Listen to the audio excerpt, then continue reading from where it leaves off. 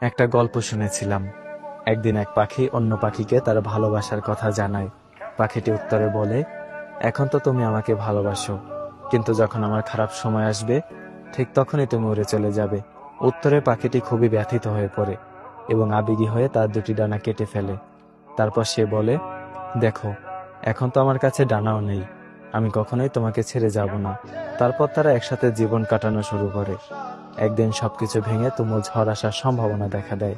ডানা কাটা পাখিটি বলে, অনেক ঝড় হবে টের পাচ্ছি, তুমি আমার চিন্তা করো না, নিজের যান বাঁচাও, তুমি উড়ে যাও।